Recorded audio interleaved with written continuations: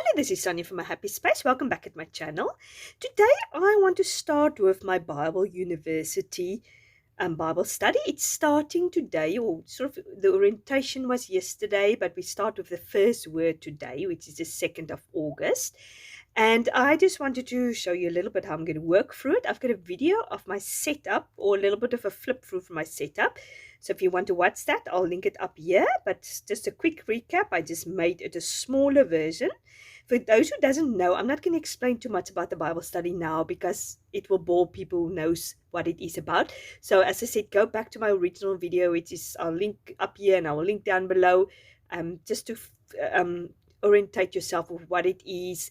It's just basically a Bible study with a Facebook group, and you can get the printables from certain website, which I've all linked down below. I will link everything down below actually also here. So you can pick it up and you can join us with this Bible study. So it's almost like a school theme. We're going to study certain words, definitions, and you can dig deeper. And I've just decided to make this small little booklet, and with each time with the word and sort of journaling spaces and things like that. So today we're going to look at apostasy. So it's quite a heavy word, but to tell you the truth, to me, after I've studied it, I've realized it's actually much closer to home than I thought. I might, and you might be even also guilty of apostasy. So we'll look, and when we dig a little bit deeper, I'll explain to you what I mean. But before we're going to start with that, I've designed a little worksheet which I want to do a work study in. So I will link it down below for you. You can pick it up free of charge. I'm going to do a black and white one and a color one. What I've done is I've just printed my smaller. You will get it on just an A4 size paper, and it will be free of these word studies. They will be quite big, but I've printed my smaller to fit into this little booklet. And then the black and white one will just be, that will also be. So if you don't want to print off the whole time color, because like lots of people don't have color printers, or they don't want to waste the ink, so white is better for them. So as you can see, I sort of played a little bit on the theme we're studying. I've used the same colors in the devotional, and I've just write the word study with also sort of this idea of we're in primary school and we are practicing our fonts. This is my own handwriting. I'm actually quite impressed how it turned out, because I haven't written in cursive, or this type of cursive anyway, for a long time. So I tried my best handwriting, and it's a very simple word study sheet. It's just basically I'm going to put the word in there, the verses, which is part of the word I need to look up, and there's just my final thoughts after I've studied it.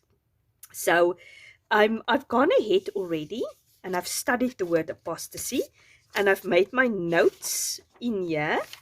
So I got quite a lot of notes out of it, the verses we had to look up, and I'm doing it in my inductive Bible study. So if it's linked to a word, it takes you to another verses. But lots of the verses, top notes of Jesus, had already in here, so it wasn't too unfamiliar to me. So this is basically what we're going to do now. So I've cut out my little word sheet already. So what we're going to do now is I'm going to write obviously the word down here with the verses which we're going to look at. So I'm just quickly going to do that.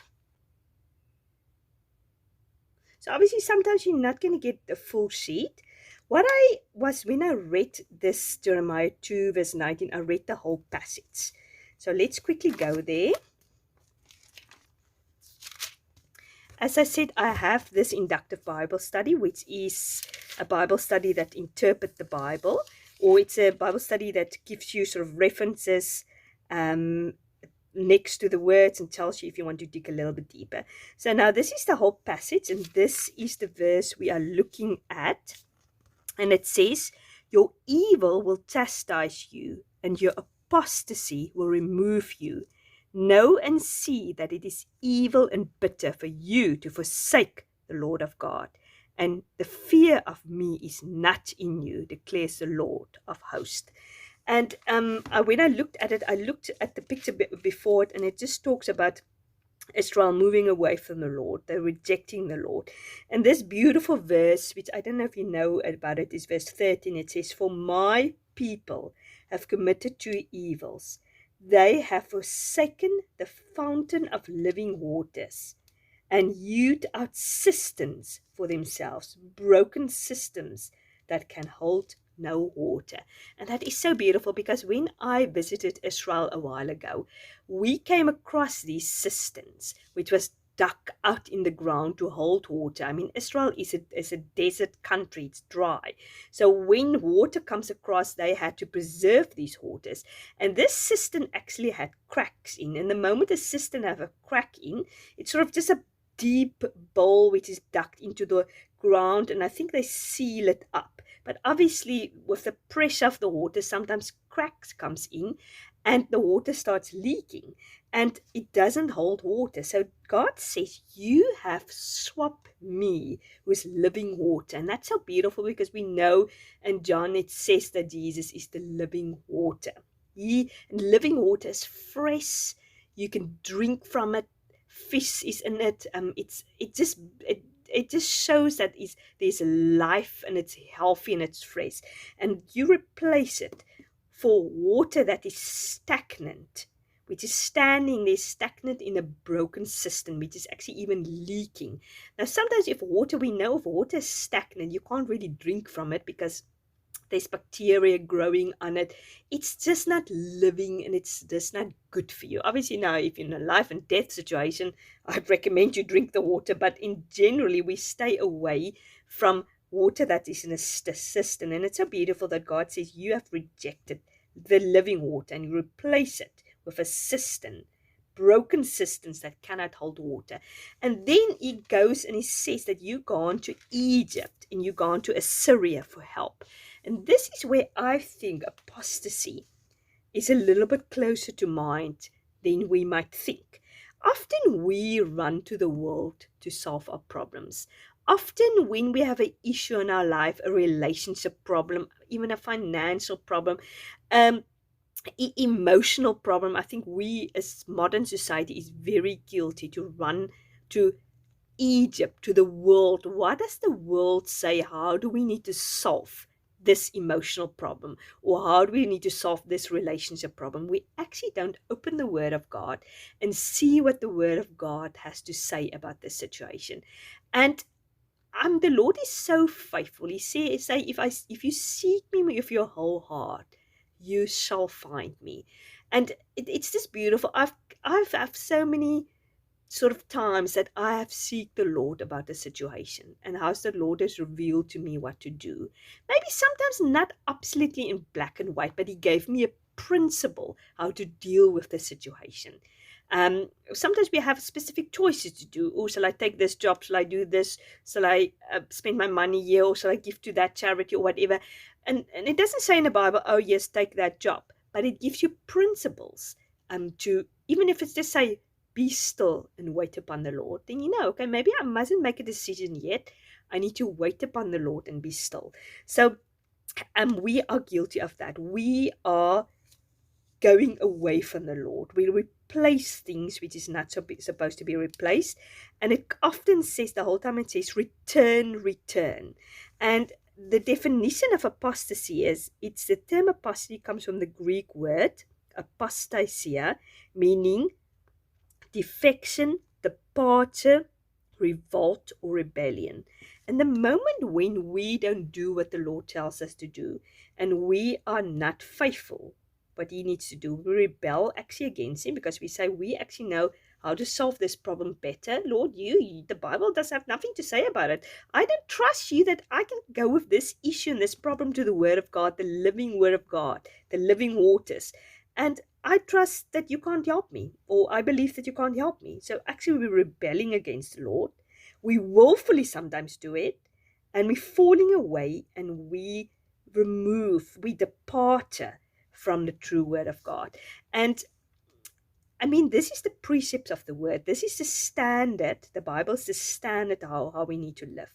And every time we are not obeying the Word of God, we are moving a little bit further away from what we're supposed to be doing. So we depart every time a little bit further away from the Lord. So this is my main thoughts. I just want to see if I missed something. Here in Hosea, it says again that you went to the Assyrians with their horses. And he said, I will heal your apostasy, your sin, and I will love you freely. So often when the Lord talks about healing, it is healing from the biggest illness we have, and that's our sin in our lives. And He will heal them if they turn around and they come back to the Lord. So that's what I picked out in Hosea 14 verse 4. So what I'm going to do is now I'm quickly going to write down what my final thoughts is, and then I'll share it with you. Yeah, and then it's basically wrapping it up. I just wanted to share with you this beautiful study, the Word, and also just make this free printable available. Okay, so what I've written there is my final thoughts. It says Jesus is the living water, and if we replace him with broken systems and run to the world, Egypt, we depart or rebel against what he says, and we are guilty of apostasy, but God is willing to heal us, and he's the living water. And then, yeah, I was just sort of make a summary of what Jeremiah 1 verse 19 says there. And then I looked at certain words which was in all the verses, which I looked up. It was departure, rebellion, defect, forsake. It often said, do not forsake. It says, turn away. Look at Egypt for the world. And one of the verses that stood out was, there's no fear for God. And I think actually that is almost a summary of apostasy. There's no fear for God and faithlessness. And then at one stage it says that wolves and lions will destroy you. So your apostasy will destroy you. But then it said, but there's healing. He's willing to heal you. And he is the living waters. So yeah, this is my summary of my first word, apostasy. And as I said, I'm really glad I did this. This is just a nice summary of the word with the verses and my final thoughts on that. And as I said, I'll link it down below for you if you want to pick it up. And what I've done is also, in the meantime, I bought this, looks like a ruler. So I saw this in the shop, so I thought that would be very cute to put on my little ringlet book. So let's do that quickly. So I hope if you do Bible University, I hope you enjoy it. And if you haven't, if you want to do it after today, as I said, I'll link all the details below where you can join the Facebook group, you can pick up the printables, and you can join us. It's not too late. It's a 4-week study, so you still have time to join us. So yeah, as I said, we can study different words. It's not going to be always the easy words, but it's good to study these things. As I said, today I've discovered that apostasy is not this distant words which an evil person is doing. That's something I can sometimes also be sort of guilty of. And yeah, the next one is blasphemy, chastening, and doctrine. So yeah, this is how I'm going to work through it. And yeah, thank you very much for watching. Thanks for hanging in there. If you hang in there, I'm impressed. It's not easy stuff, this. So yeah, thank you very much for watching. I really appreciate it. If you like this video, please give it a like. And if you haven't subscribed to my channel, please consider so. I'd love to have you as part of this family. And you must have a fantastic week and speak to you soon. Bye-bye.